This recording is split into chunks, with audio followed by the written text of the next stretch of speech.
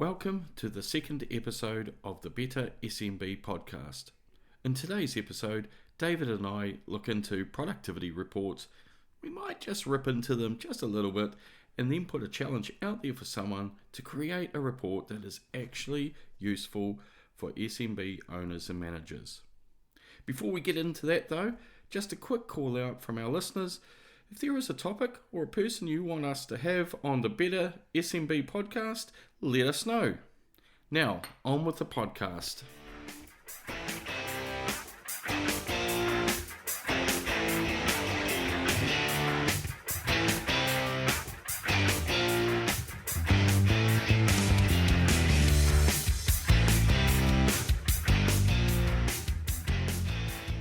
Welcome back to the Better SMB podcast. Today we're talking about reports, 4 specifically. Recently we've had the Xero Small Business Insights report, the BNZ Manufacturing Snapshots, the OECD Economic Survey on New Zealand, and the NZIER and ASB Business Productivity in New Zealand report. Quite a wide range with those.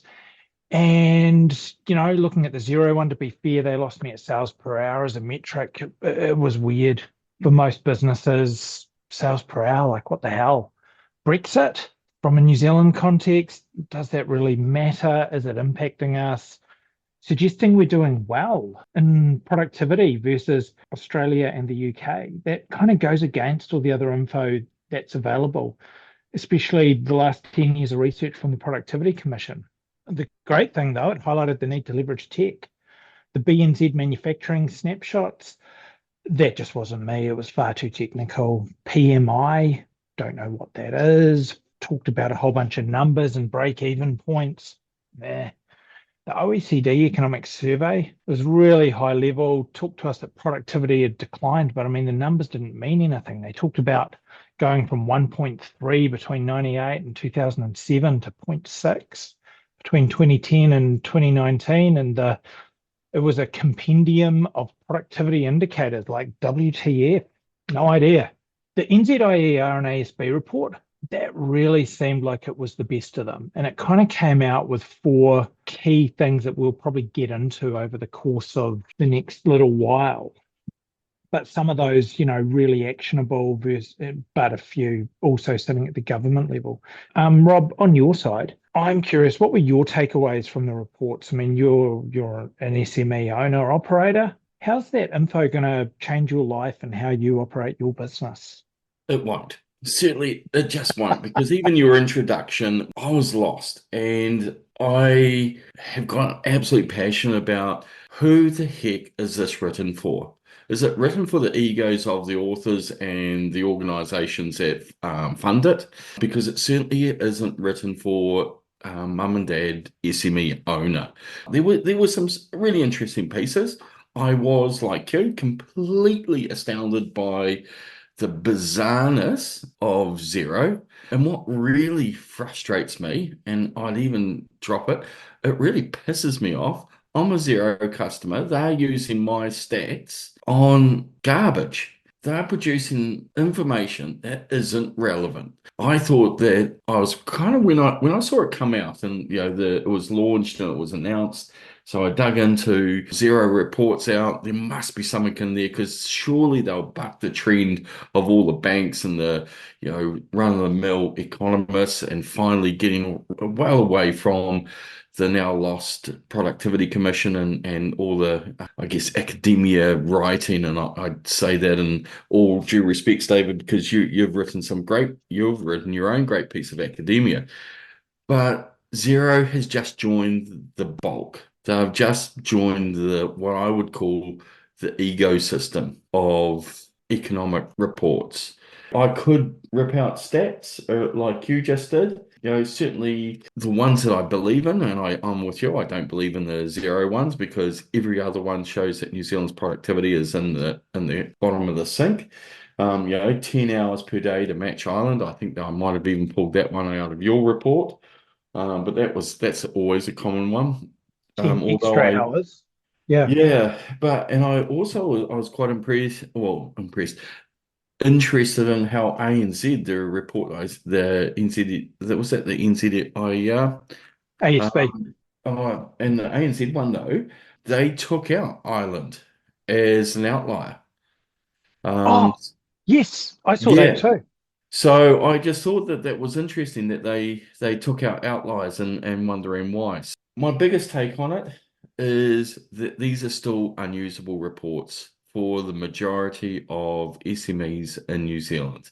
You've got to read a lot of them and you've got to get out your, postgraduate economics books and textbooks to understand some of it.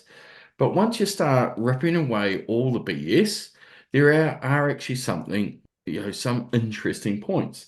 And the ANZ one was, firms' limited ability to learn, weakness in the allocation of labor. That's what I see every day. These are almost real, tangible things that an owner can pick up and take away and get challenged by that.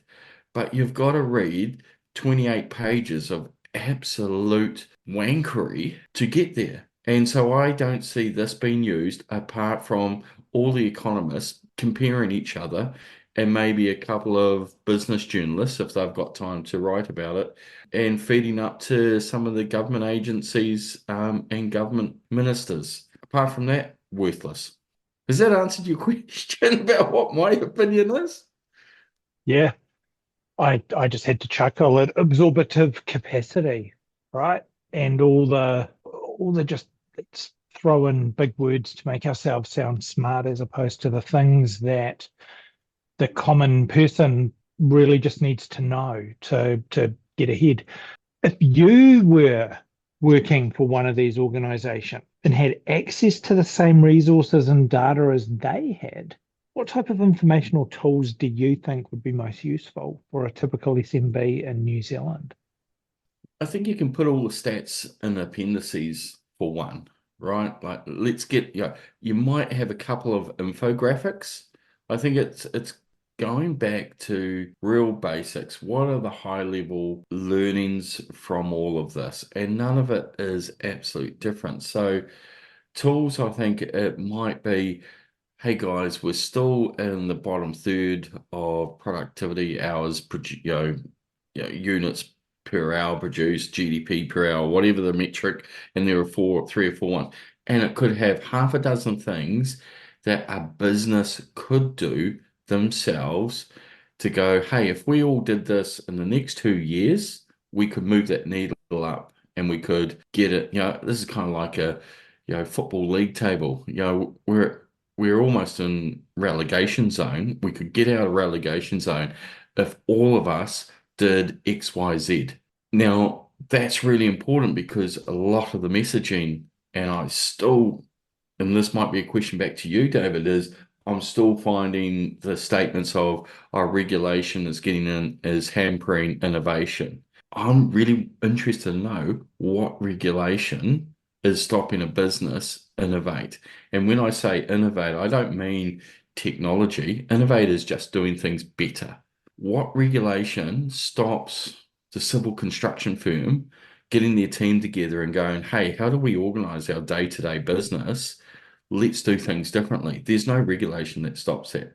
Well, also innovation happens under constraint. So in a way, if there's regulation, you'd think there'd actually be more innovation. I mean, look how innovative we all can get when it comes to tax time with our accountants, or communist nations manage to get pretty innovative when you go touring through there, and all of a sudden you find the capitalist guy there wheeling and dealing with you to try and buy something, right? Or change. We all Yeah. change very, very quickly when there was a common goal through COVID.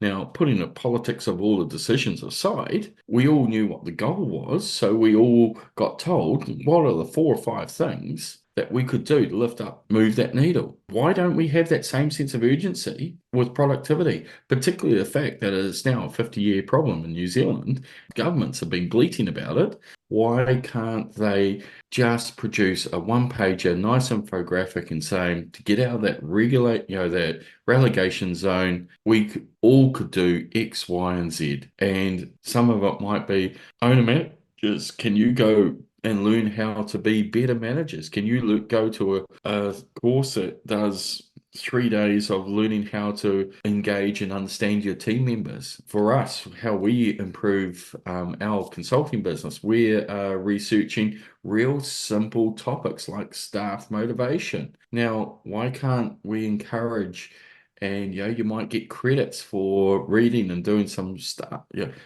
could be really simple things, but it'll always move that needle and get us out of that relegation zone. The research I did, one of the key points in it was talking around hard and soft metrics. So how you deal with people, how you motivate them, those sorts of things. Yep. They're not tangible. It's very hard to get an ROI on being able to motivate little Johnny when he shows up at work. I'd challenge it though. It's not that hard because if you can motivate, you'll see a performance over time. Mm. Easy. 101, and teams, you'll see a team lift. Going back to these reports, I really want to understand who these reports are actually written for and why. What's change? What influence do they have? Well, if you were, you know, typical business owner on the street, they're full of tech jargon and economic terms and all that sort of thing. And I mean, even like I talk about innovation ecosystems and they use that term there, but that probably doesn't mean a hell of a lot to the typical business owner, as opposed to, hey guys, come along, we're having a few beers and we're going to talk about the cool ways that we're all doing stuff and maybe how we can all work together. Yep. And I think it's just how there always seems to be a push, particularly in these reports, about the need for government support to provide this and provide that. And you talked about ecosystems. And out of one of those reports, it was like the innovation ecosystem for collaboration. A lot of words just in that. I mean, but it was almost a plain language statement. But there was a high, I guess, request that requires government support. Hmm. Now, we've got chambers of commerce. So what are they doing apart from networking sessions and getting people together? And some of them do run some really good education and lunch learns and all of, lunchtime learning and activities like that. Why is that a role for chambers of commerce? It's a great network around New Zealand to lifting the ecosystem for collaboration. Zero government requirements. All it is putting out a network session, well, not a network, just a session for members around collaboration. Who's got this problem? Or let's get together and have a think tank for a day and get a few sponsors. I think those are the things that industry should take some self-management and some self-direction around us. I don't think we need to be sitting around with a silver platter and a big spoon and waiting for government handouts because we know even the handouts that they do have are always falling short. When we have low investment in knowledge-based capital, yet Callaghan funding is always famously underfunded, and the regional business partner network system is always underfunded. It's an interesting time of the year. This will date the podcast, but we're coming up to middle of May, so we're June. I'm a provider, so we're holding on in some regions because come 1st of July, there'll be more funding. Some of the regions already spent their funding for the year. In fact, they spend it by Christmas. Half the year. And that funding, right, feels like a lolly scramble in a lot of regions, in that they're just throwing money out. Oh, you got a great idea. Yeah, off you go. Do you get anything back from the RBPN on this is what we've produced? That's Here's our where I success think stories. that's where I think there definitely needs to be a lot more support. And certainly this is where I would point to central government around those organisations need a lot more support to provide that feedback, that justification. There is a lot of research around the effectiveness on, well, certainly data. I wouldn't say research. There is data on the effectiveness on those programs and what they're getting out and the satisfaction and all of that kind of stuff.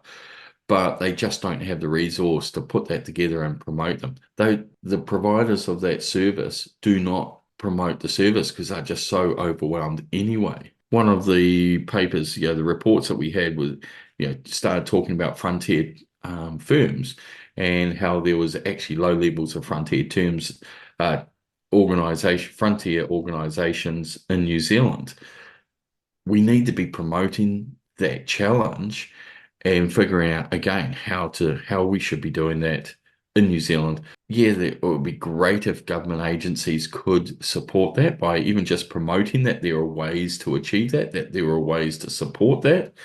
But I don't think it always necessarily needs to have that silver spoon to before we need action.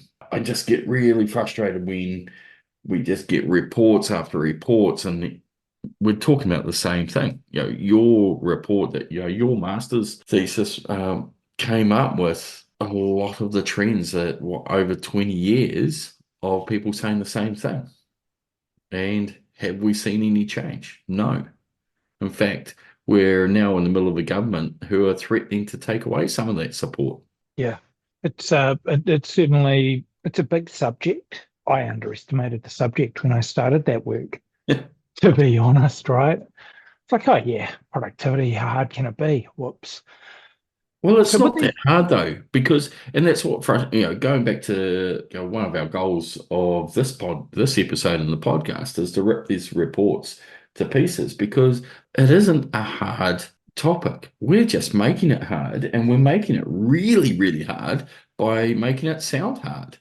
hmm, And what really frustrates me is I don't know if many of these economists have just gone into blue collar organizations and watched how these teams work and really understand where the lack of performance is really holding back that productivity. There's still, and I know you're in tech, so I'm really interested in your answering this question is around, I know a smart economy is a good economy and, it rips out productivity and it helps skew those results. But when there is an industry like manufacturing, which is twice as large as farming or the rural sector, it's twice as large as the tech industry. Why aren't we supporting and influencing and getting, smart manufacturing going on in this country? And why is there such a knee-jerk reaction to go, we must have tech when we're still not doing the basics right? Tech will help. Industry 4.0 will help, but we need to mature the baseline of organizations. And that's what I don't see out of these reports. That's why I don't see the common language, common sense stuff coming out and going, if you did these three or four simple things, you will have an impact. You will start making more money and you will start being able to invest in better technology. You will have a process and a system that will support a better use of tech. hmm. And we're both fans of the E-Myth, right? And the E-Myth really holds up a business like McDonald's, which they export knowledge. They are a systems business. If you walk into any McDonald's anywhere, you've got people doing the same shit in a different place. And they're doing that because it's efficient, it's effective, it gets the job done. And we're not taking that approach with our businesses. You know, if you walked into a electrical business in Northland versus an electrical business in the Bay of Plenty, Waikato, or the South Island, they'll do things so vastly different. And I think you came up with this phrase, hey, if we start using technology to help us do things faster, we're going to do dumb shit faster. Yep. Actually, technology could potentially become a problem, not a solution from the tech guy. There you go. We've seen, the poor record of technology certainly being put into larger organizations and the $1 million investments that have gone haywire because it hasn't been the right solution. It's been a solution that, a square peg in a round hole. I want to go back and I want to ask you this question because no one seems to ask it, and I already mentioned it tonight, and it keeps coming up in these reports. So, and I'm going to put that technology aside, but regulation, red tape, it's in our government vernacular at the moment. It's in all of these reports that We need government support and regulation to help productivity. Can you tell me a couple of regulations that hamper productivity in this country? I personally would struggle in my space to think Now, of something. I mean, we're one of the easiest countries to do business. Like you can get your credit card, set up a business, you're away. I mean, crap, now there's banks. You can set up bank accounts with your freaking phone, get your IRD number sent to you for your business, all that sort of stuff. You're up and you're running like super fast. yep. There's free CRMs that you can start using to start building your business and a bit of a funnel around clients you want to start working with the product that you're developing. Unless you're like, But there's no regulation, right? So there's nothing around that, right? so I mean, I can talk, say construction.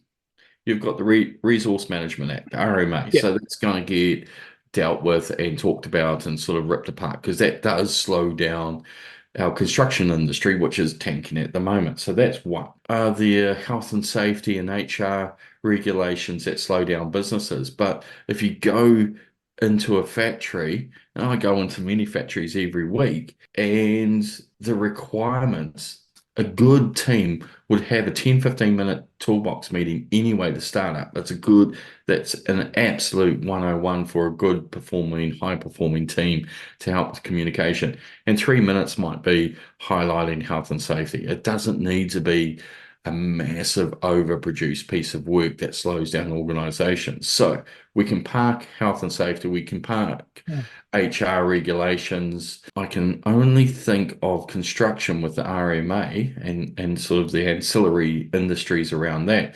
because of the paperwork, the signing off and the documents and the poor performance of councils to get building consents in 60 odd days, which is should be about 6 day turnaround, if not 6 hours. And if anyone in the council hears this one day, put your hand up because I'll help you see how you can do it. But there's no real regulations. No one has yet shown me what regulations are slowing down day-to-day general business SMEs in New Zealand. Yet these reports often refer to regulations hampering productivity. I'll buy someone a beer who can tell me. That's my challenge out of all of this. And that's why I think these papers, these reports are just absolutely a waste of time. And all it's doing is giving these organisations like Xero, ANZ, BNZ, ASB, NZIER, all of these organisations a clickbait headline in the newspaper. And it allows reporters, and particularly the high profile reporters, to get data out of context, to call it the sky is falling on our head again, because that always going to take the worst case out of the reports. I'd love to see one of these organizations take the challenge and just say, look, the data's there. It's freely available. We'll have a couple of basic, easy to read graphs and tables of data if you want in the appendices, but what's the one-page infographic about where are we at, where's the needle pointing, and what's a half dozen actions any business could take? And saying that low investment in knowledge-based capital, we don't need to say that, or what's the countermeasures? So to improve low firms' limited ability to learn, so what are the 4 things that an organization could do? Now, that will be a brave organization to have that statement of limited ability to learn. So you could do 1, 2, or 3. Then you can divvy that up in any business, and an owner will go, oh, that's a challenge. I can do that. Oh, is that what I can do to make more money? Mm.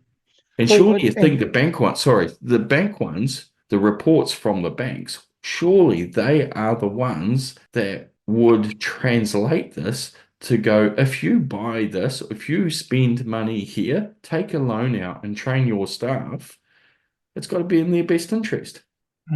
yeah, absolutely. And the banking piece is interesting, right?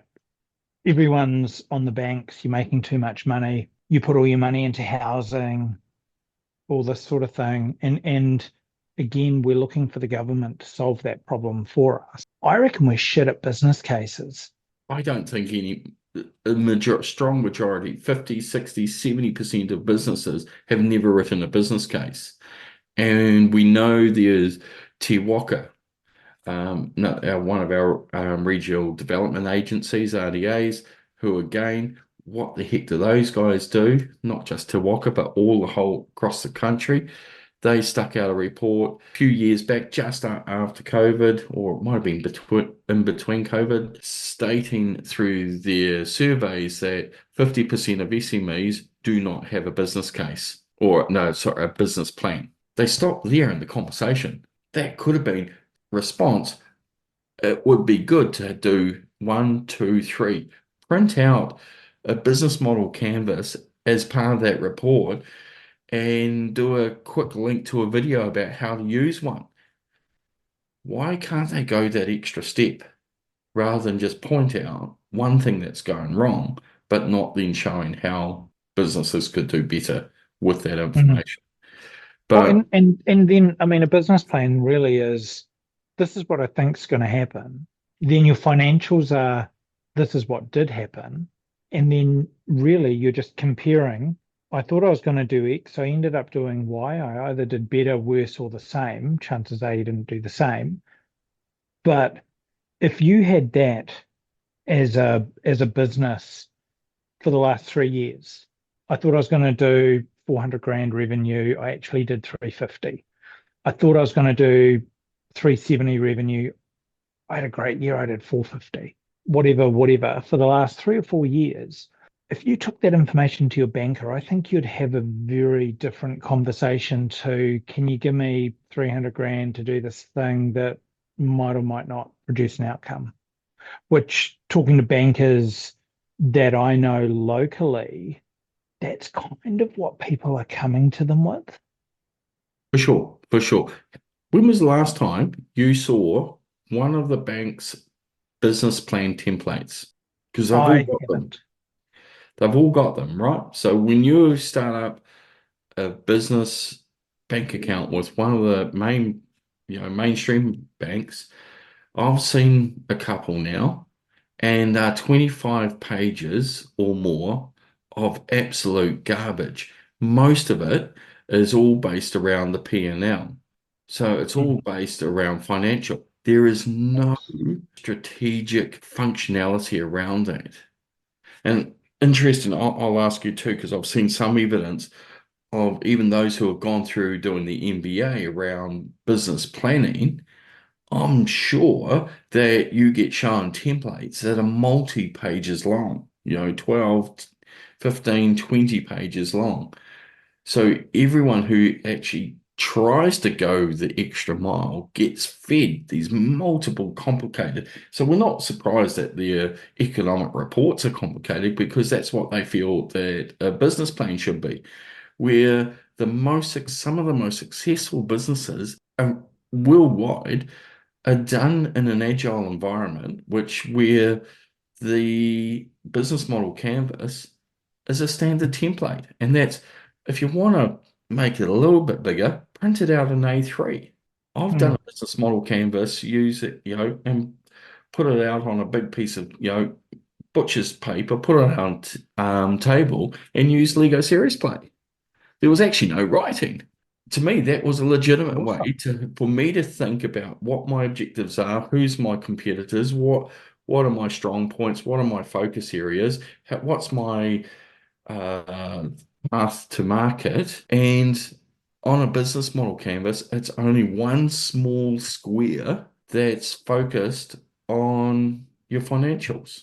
All the rest of it is understanding who you are, what are you good at, how are you going to produce that product or service, and where are your customers, and what's your point of difference. While you've been talking, I just jumped on Google and got the business.govt.nz business plan template, which is 12 pages long. Yep. Forget about 3 of those pages because that's the 4 of those pages. So it's 8 pages long. Big writing, you could probably fill it out with the marketing and sales team with crayons. That's kind of the size they're looking for in that. Doesn't have a lot to do with financials. I've got ANZ's business plan template, 20 pages long. Yep. Take out one page for the cover, so it's 19 pages long. So it's over It wasn't twice as far off. long. So it wasn't Yeah, far off. crazy, right? And that's like a 4-day exercise for a business to take care of that. So no wonder the majority of our SMEs, so businesses that 100, even 50 employees and less, the majority of those organizations just see that stuff getting fed to them in that way and using that language in that way. And they just go, it's too hard.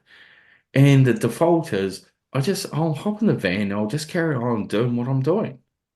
I Mm, might have a few targets in my head, but then there's no, I guess, maturity. There's no lifting the capability of that ownership, that leadership about how to drive a better business, which will then lead into better productivity and better results. And we're, moving up from that relegation zone. It's just too hard. And why would they listen to any of those organizations when we're in that space? We love that space. We get off in some of that reporting, but yet we find it hard. mm. As a So, result, I'm not surprised at 50 years of slow results in our productivity. I'm still frustrated that most of it insinuates that innovation equals technology, which it doesn't. Innovation is just about how do we get better? How do we improve that knowledge-based capital? I was talking to a couple of guys at the golf club. One was from Rabobank, and he never heard of lean before. Yet this was a guy in a regional position in a large multinational bank, and he never understood what should be a common framework for most businesses in the world. And those who are successful have used at least some of the philosophies of that approach. Yet we don't have that awareness, we don't have that maturity, we don't have that capability. In Wellington, their Callaghan Lean Day was cancelled because of lack of interest, or I'll say lack of sign up. So I would interpret that as lack of awareness rather than lack of interest. mm, Because when we're going through a downturn in the economy as we are, those are the tools that will help you turn it around, move that needle for you, give you an organization a chance to be better, make more money, and be more efficient. Yet, if I walked into 9 out of 10 organizations and businesses around the Waikato, 9 out of 10 won't have heard about it or know what I'm talking about. Yet we don't see that stuff being mentioned in these reports. yeah, it's super high level, right? So I mean, you've answered the question I had around what do you think they've missed?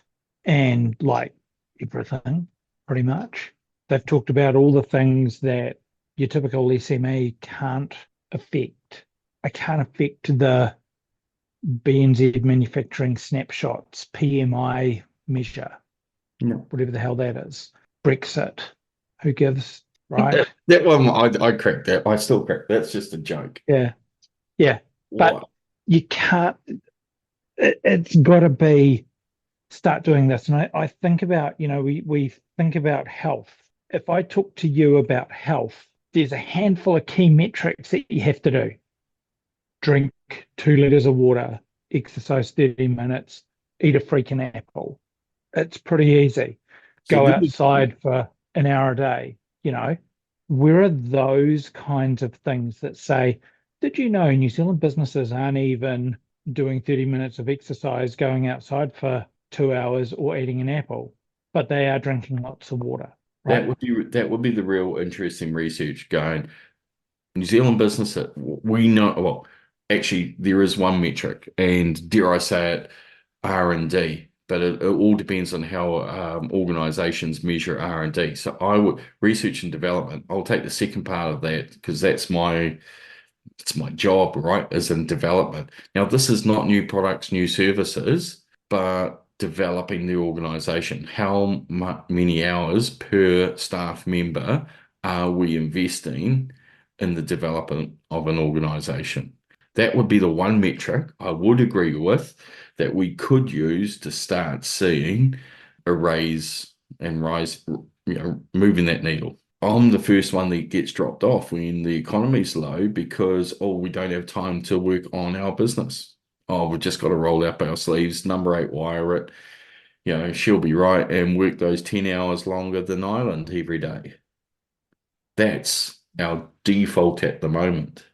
Maybe we do need to focus. I'm convincing myself, I'm surprising myself actually, that R&D, but as long as we're measuring the development, not just the research. And again, I think people go R&D equals all flash new toys and fancy stuff and new products and become the next Gallagher of the world. I'm thinking R&D is about working on the business. Writing your business plan is part of R&D. Do we go as far as bringing that, as much as that stuff, into that sort of bucket so we can actually start seeing that performance go up? That'd be interesting, right? We don't have a website and we don't have a survey platform yet, but it'd be super interesting to see the one question: do you have a business plan? See if it mirrors what's out there. Maybe that's the starting point, right? Yeah. Because the other side of it is, like your health, there's one way to really dial in. Do your 30 minutes of exercise, eat your apple, drink your water, and that's have a heart attack. And survive.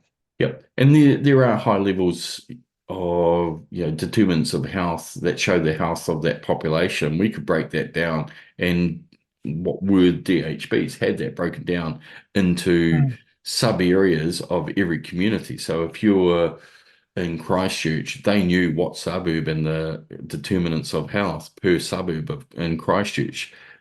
And then they could look at the countermeasures. They were looking at it from a public health point of view, well known, well researched. Why don't we have that same level of information for businesses, apart from the garbage that gets sent out that uses my information from my bank accounts or my Xero, and it tells us nothing. So that's my rant. Good. I think the organization starts putting an effort to translate this information, because there is some really useful stuff in there, but telling us what we can do. What type of apple should I be eating to have a better business? That organization will make a fortune. And dare I say it, I think that most of those organizations have lost touch, and they're showing it with their reports. Yeah. And if you're going to read any of the reports, read the ASB NZIER one. I mean, to me, there's a couple of throwaway recommendations there, right? They talk about increase international competition to motivate firms to innovate and blah, blah, blah, and reduce policy and regulatory obstacles.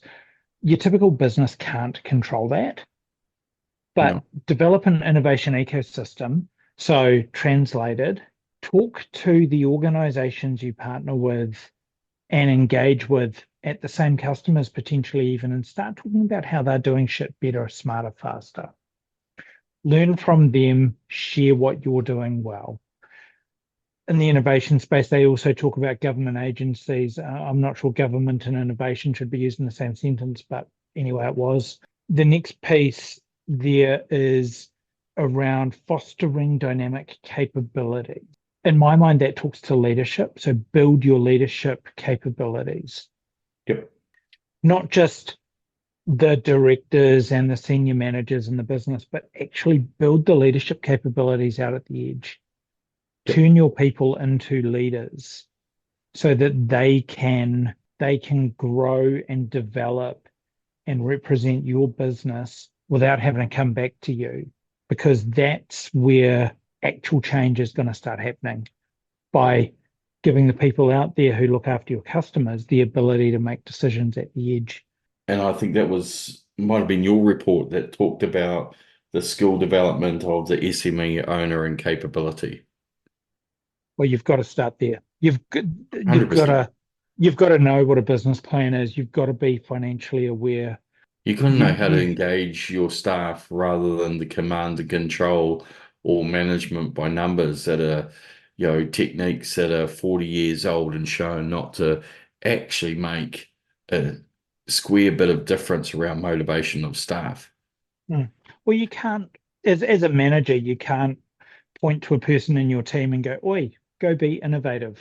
Come up with 10 new ideas by tomorrow." You just can't do that. But what you can do is you can talk to those people at the edge and go, "What are you seeing? How could we do things better? Because you're on the tools, I'm not." Interesting. I was listening to a podcast today while I was driving around in the car, and it was a summary of one of the highly successful business in Ireland. And so this business owner, he is a lean freak and addict, and so I will sort of declare the self-interest because that's what I do in organizations. But he described creating a learning organization. And he got that off a highly high performing German organization who they were just going visiting each other and being collaborative and creative across each other. And they've seen all the shiny toys and all the technology, but the story and the learning that the owner from Ireland had got was the German business owner said, no, you're not getting it. Don't take photos of the real flash sign written floors and all the signs and the color coded storage facilities and all of those kind of things. Again, that's not important. What's important is you've got to create, this is a learning system that you've got to create. And so once that penny dropped, guess what's happened 6 years later? Highly successful organization who now take visitors from around the world to see what they're doing. And their emphasis isn't on all the shiny toys. That's the outcome. That's the stuff that, gets taken care of. But what he's doing now is creating a learning organization. It's what Toyota do. They engage, they learn, they trust, they collaborate. That's what all the other stuff is, just outcome. Why are we so slow to pick that up? That was my learning out of that. I do think we need to lift our leadership capability, create learning organizations rather than just straight, pure service-based, produce-based organizations. And I don't think these reports are helping. Perhaps we can provide the people producing the reports with some insights into what their market needs as opposed to what they want to tell them. Yeah, we need more, sort of going internationally around what Gallup and McKinsey, was it McKinsey? McKinsey. Yep. McKinsey, those kind of reports, that they will start helping us because it's all about people. Unfortunately, our economic institutions aren't. Okay, that's it. Well, hopefully someone's taken a little nugget or two out of that, and we'll find another topic to sort of bleat on about around productivity in later episodes. Any last thoughts, David? No, I think that's we've managed to go around all the houses on that one, I think. Excellent. All right. We'll take it from there and we'll let everyone catch up on all of those ideas. And the next episode will be coming out soon.